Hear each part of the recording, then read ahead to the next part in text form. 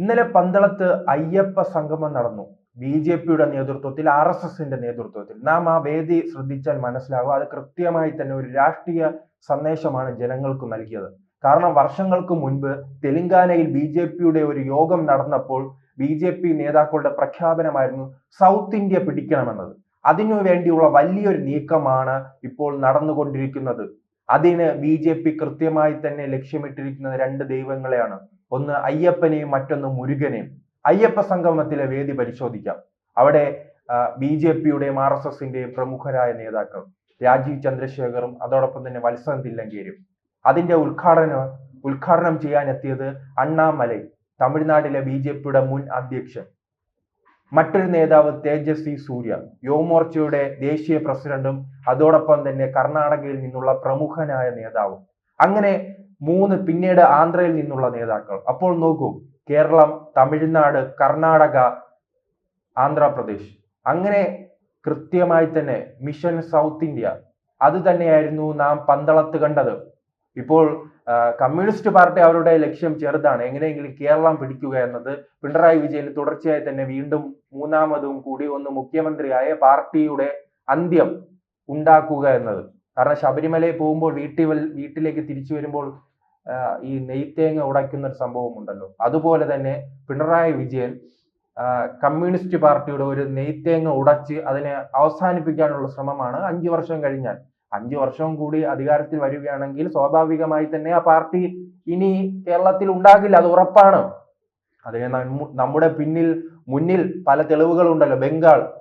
ബംഗാളിൽ എന്ത് സംഭവിച്ചു? തുടർച്ചയായി തന്നെ ഭരണത്തിൽ വന്നു. ബംഗാളിൽ ഇനി അധികാരത്തിൽ വരുമെന്ന് ഈ കമ്മ്യൂണിസ്റ്റ് പാർട്ടിയുടെ എം.എ. ബേബി പറയുമോ? അത് പിണറായി വിജയൻ പറയുമോ? ഏതെങ്കിലും നേതാക്കൾ പറയുമോ വീണ്ടും കമ്മ്യൂണിസ്റ്റ് പാർട്ടി ബംഗാളിൽ അധികാരത്തിൽ വരുമെന്ന്? കാരണം അവരുടെ സീറ്റ് ഇപ്പോൾ 0 സീറ്റാണ്. അത് ലോക്സഭയിലായാലും നിയമസഭയിലായാലും. കേരളത്തിലുണ്ട് ബി.ജെ.പിക്ക് 20% വോട്ട്, ഒരു എം പി. അതിന്റെ അത്ര പോലും ഇപ്പോൾ അവിടെ ആ പാർട്ടിക്ക് സ്വാധീനമില്ല ബംഗാളിൽ.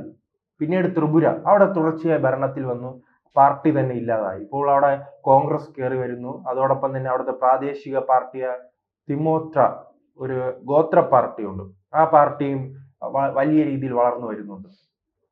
അതുപോലെ തന്നെയായിരിക്കും 3ാം തവണയും കേരളത്തിൽ അധികാരത്തിൽ വന്നാൽ കമ്മ്യൂണിസ്റ്റ് പാർട്ടിക്ക് സംഭവിക്കുക. പക്ഷെ പിണറായി വിജയന് വലിയ ആഗ്രഹമുണ്ട്, വീണ്ടും അധികാരത്തിൽ വരാനുള്ള ശ്രമമായതുകൊണ്ടാണ് അതേ അയ്യപ്പ സംഗമം നടത്തിയത്. പക്ഷേ ബി.ജെ.പിയുടെ സ്വപ്നം കുറച്ചുകൂടി വലുതാണ്.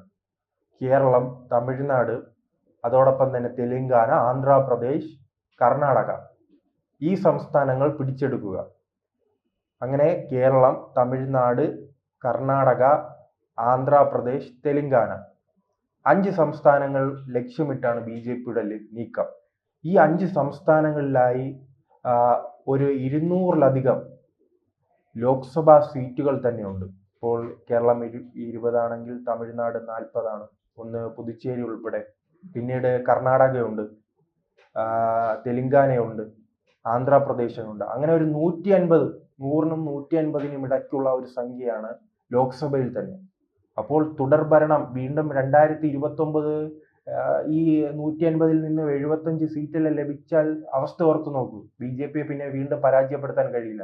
കാരണം രാഹുൽ ഗാന്ധി കുറച്ചു നാളുകളായി ഉത്തർപ്രദേശ് ലക്ഷ്യമിട്ട് പോകുമ്പോൾ, ഉത്തരേന്ത്യ ലക്ഷ്യമിട്ട് പോകുമ്പോൾ ബി.ജെ.പി തെക്കോട്ടിറങ്ങും. അദ്ദേഹം തെക്കോട്ടിറങ്ങുമ്പോൾ ബി.ജെ.പി വടക്കോട്ട് പോകുക. അതാണ് ഇപ്പോൾ ബി.ജെ.പിയുടെ തന്ത്രം. അങ്ങനെ തന്ത്രങ്ങളുടെ ഒരു പാർട്ടിയല്ലേ. അതിന്റെ ഒരു വ്യക്തമായ സൂചന തന്നെയായിരുന്നു ഇന്നലത്തെ അയ്യപ്പ സംഗമം. തമിഴ്നാട് പിടിക്കുക. അണ്ണാമലയുടെ പ്രസംഗം എങ്ങനെയാണ്? പിണറായിയെ മാത്രമാണോ? അല്ലല്ലോ, സ്റ്റാലിനെയും കൂട്ടിച്ചേർത്ത് തമിഴ്നാട്ടിൽ നടക്കുന്ന ഭക്തജനങ്ങൾക്കെതിരെ നടക്കുന്ന പ്രവർത്തനങ്ങളും ഹിന്ദു വിരുദ്ധതയും ചൂണ്ടിക്കാട്ടിയായിരുന്നു അണ്ണാമലയുടെ പ്രസംഗം. തേജസ്വി സൂര്യയിലേക്ക് വരും. ധർമ്മസ്ഥലയിലെ വിഷയവും ഉയർത്തിക്കാട്ടി അദ്ദേഹം ത്രിമൂർത്തികളെ കുറിച്ച് പറയുകയാണ്. ആദ്യം പിണറായിയെ കുറിച്ച് പറയുന്നു, പിന്നീട് സ്റ്റാലിനെ കുറിച്ച് പറയുന്നു, കർണാടക മുഖ്യമന്ത്രി സിദ്ധരാമയ്യയെ കുറിച്ച് പറയുന്നു. അങ്ങനെ കൃത്യമായി തന്നെയാണ് ബി.ജെ.പിയുടെ തന്ത്രങ്ങൾ. കേരളം മാത്രം അവർ ചുരുക്കിക്കാണുന്നില്ല, പന്തളം മാത്രം ചുരുക്കിക്കാണുന്നില്ല. അവർക്ക് കൃത്യമായ ലക്ഷ്യമുണ്ട്. എല്ലാവരും പറയുന്നത് കേൾക്കാം, ബി.ജെ.പിക്ക് ഈ ശബരിമല പ്രക്ഷോഭം കൊണ്ട് ഒരു ഗുണവും ഉണ്ടായില്ലെന്ന്. എന്താണ് ഗുണം ഉണ്ടായില്ലെന്നത് ആരാണ് പറയുന്നത്? ഞാൻ ഒറ്റ ചോദ്യം ചോദിക്കാം. ഇപ്പോൾ പന്തളം നഗരസഭ ഭരിക്കുന്നത്, മുനിസിപ്പാലിറ്റി ഭരിക്കുന്ന പാർട്ടിയുടെ പേരേതാണ്? BJP എന്നാണ്. BJP ഒരു 10-15 വർഷം കഴിഞ്ഞാൽ പോലും ഇത്രയും വേഗത്തിൽ ഒരു പാർട്ടിക്ക് അവിടെ അധികാരത്തിൽ വരാൻ കഴിയുമോ? പന്തളം നഗരസഭ എന്തുകൊണ്ട് BJPക്ക് ഭരിക്കാൻ കഴിഞ്ഞു? അത് ഒറ്റ കാര്യമേ ഉള്ളൂ, ശബരിമല പ്രക്ഷോഭം.